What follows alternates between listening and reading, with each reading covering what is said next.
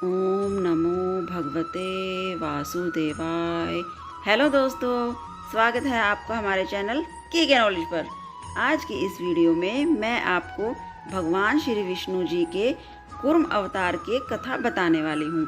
इसे कच्छप तथा कछुए का अवतार भी कहा जाता है। श्रीमद् भगवद के अनुसार नारायण, जो कि भगवान विष्णु के वास्तविक स्वरूप हैं, को न मिटाया जा सकता है और न ही नष्ट किया जा सकता है।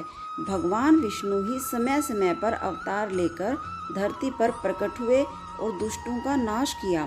भगवान विष्णु के 10 अवतार के बारे में आपने सुना होगा। इन्हीं 10 अवतारों में से एक है कच्छप यानी कछुआ अवतार। क्या आप जानते हैं आखिर भगवान विष्णु को कछुए का अवतार क्यों लेना पड़ा? इनका यह अवतार लेने के पीछे क्या कारण था? आगे भगवान विष्णु के कच्छप अवतार के बारे में जानते हैं। एक समय जब देवताओं को अपनी शक्ति का अत्यधिक अहंकार हो गया था, तब उन्होंने ऋषि दुर्वासा का अपमान किया था। इसी से क्रुद्ध होकर ऋषि दुर्वासा ने देवताओं को श्रीहीन होने का श्राप दे दिया था। इसके पश्चात देवताओं की शक्ति दानवों के समक्ष कम हो गई थी, जिस कारण दानवों के राजा बलि ने देवराज इंद्र को पराजित कर दिया था। अब तीनों लोकों पर दानवों का राज हो गया था तथा चारों ओर अधर्म बढ़ने लगा था। यह देखकर देवता अत्यधिक विचलित हो गए तथा भगवान विष्णु के पास सहायता मांगने पहुँचे। जब हताश देवतागण अपनी परेशानी लेकर भगवान विष्णु के पास पहुँचे, तो श्री हरि ने इसके लिए समुद्र मंथन का उपाय बताया।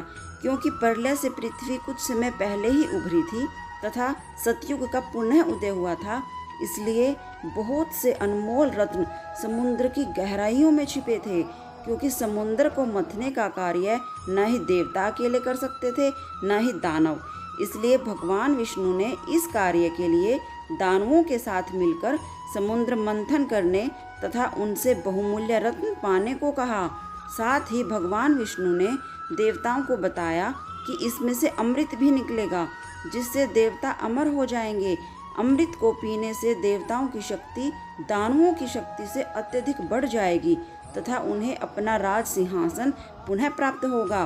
भगवान विष्णु की आज्ञा पाकर सभी देवतागण इंद्रदेव के साथ राजा बलि की नगरी गए तथा उनके सामने यह प्रस्ताव रखा। वैसे तो दैत्य गुरु शुक्राचार्य को देवताओं पर विश्वास नहीं था, लेकिन उन्हें यह प्रस्ताव पसंद आया तथा इस कार्य के लिए उन्होंने अपनी सहमति दे दी। इसके पश्चात देवता तथा दानव क्षीर सागर में समुद्र मंथन के लिए पहुँचे।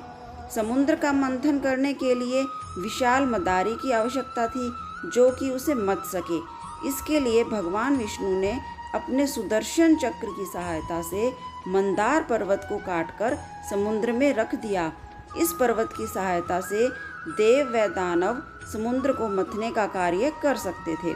अब उन्हें इस पर्वत को घुमाने के लिए एक मजबूत रस्सी की आवश्यकता थी। इसके लिए भगवान विष्णु ने स्वयं अपना वासुकी नाग दिया। इस वासुकी नाग को मंदार पर्वत पर लपेटा गया। इसके मुख को दैत्यों की ओर तथा पूंछ को देवताओं की ओर रखा गया। अब समुद्र मंथन का कार्य प्रारंभ हो गया, लेकिन एक समस्या और आ पड़ी। क्योंकि समुद्र बहुत विशाल तथा गहरा होता है तथा इसमें कोई पक्की भूमि नहीं होती, इसलिए मंदार पर्वत अंदर रसातल में जा रहा था। यदि वह डूब जाता तो समुद्र मंथन का कार्य अधूरा रह जाता।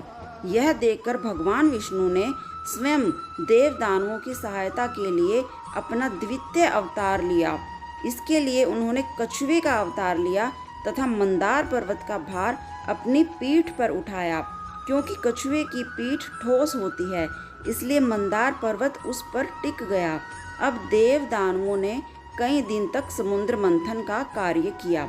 इसके पश्चात समुद्र मंथन से एक एक करके 14 रत्न प्राप्त हुए, जिनमें हलाहल, कामधेनु, माँ लक्ष्मी, ऐरावत हाथी, घोड़ा, मणि, कल्पवृक्ष, रंभा अप्सरा, चंद्रमा, 5 जन्य तथा अमृत प्राप्त हुए। जैसे ही अमृत प्राप्त हुए, वैसे ही देव दानवों के बीच उसे प्राप्त करने के लिए भयानक युद्ध छिड़ गया। तब भगवान श्री विष्णु जी ने अपना अंशावतार मोहिनी लेकर उस युद्ध को समाप्त किया तथा सृष्टि का उद्धार किया। दोस्तों, अगर आपको हमारी वीडियो अच्छी लगी हो तो हमारे चैनल को लाइक, शेयर और सब्सक्राइब करना ना भूलें। ऐसी और अनोखी जानकारी पाने के लिए बेल आइकन ज़रूर दबाएं। ओम नमो भगवते वासुदेवाय।